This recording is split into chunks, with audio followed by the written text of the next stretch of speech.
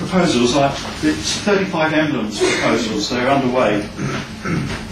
And an emblem is a poem, or at least I'm thinking of it as a poem and an image and a commentary, which is a sort of 16th century Italian idea, which I'm kind of shifting a bit. I'm going to read just some of the poems from them. The pictures are ready, but they're not really, it's not the right place to sort of zoom them around. But I'll do that one day. And I'll start with number 15 and run to number 25. That gives you a clue. And then we'll have another drink.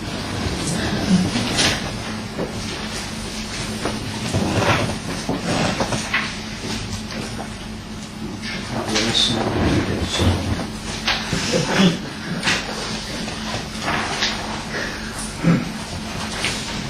Some of these poems have appeared in a little book called Birds, which Oyster Catcher put out on the 1st of May.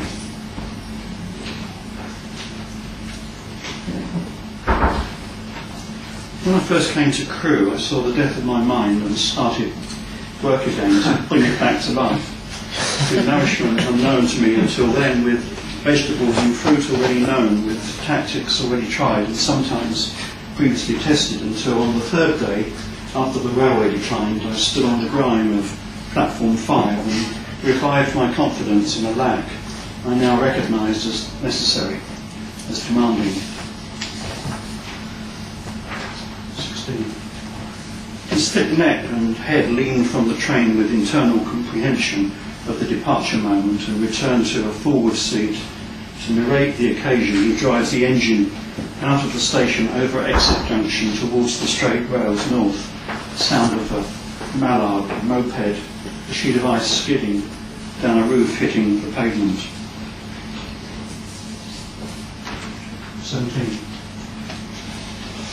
Orchard ablaze with daffodils and missile thrush signals of sky sprayed with hundreds of starlings moving in a changing cloud formation until a swan opens his wings in my head and I take a deep breath. My chest fills with the sound of a flyer as it pulls out to London Wisdom smack dead on the rails in the form of an owl.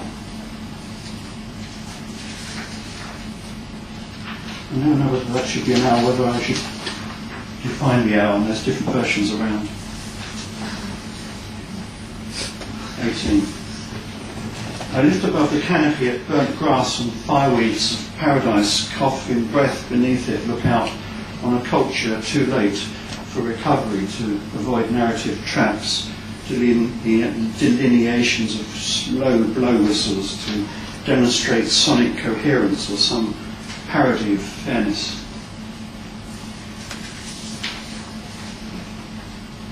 19. I look out over burnt grass and desolate floodplains, distant rows of paper trap hedges, aircraft rows of vapour trails, echo rows of slime birds, wasps and throat soils, force the existence of reflections between terms that have no relation to each other except the choice to recognise linkage or its subversion. 20.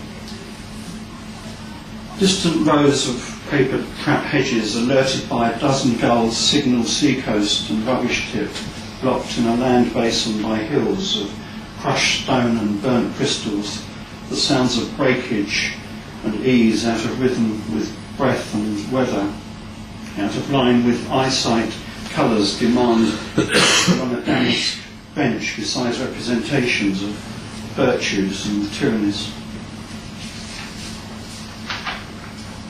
21.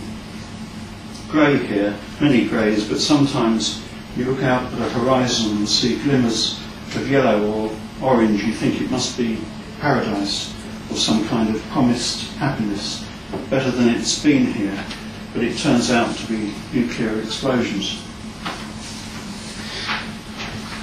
22. Some think this demonstrates our space-time after 4/5 of our existence has been burnt. In fact, this has not accounted for the speed change in entropy, which will indicate we've far less chance to survive, far more chance to survive once we have further encouraged a negative entropy before we get back to a better sense of colour. 23. 23. From the train, lush spring of horsetail, nettle, cow parsnip, bramble feels like it's just poured with rain. Another train passes in the other direction, graffiti, banks of human remains, ashen air, beneath scratches of bright sun. 24. The sun heavy before the sun shields lift the light white bull in green field, elder floats on roar of hedge, hot grows interrupted by swerves on road bends, abrupt stop, earth and burnt roads of crude oil and white hammer chalks breaking over moss. 25. Grey whitetails, once one with a black smock, fledgling robin and sound of sparrow conversations in the ginkgo and daisy grass on a bend in the tea garden. Grey wood and darker stones hold shadows of black earth and lime ferns, interrupted by rasps of swallows on wing for insects and the sounds of unidentified others.